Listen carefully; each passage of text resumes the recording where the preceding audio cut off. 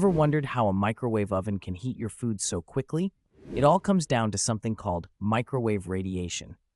When you press start, the microwave generates waves of energy, specifically microwaves, which are a form of electromagnetic radiation.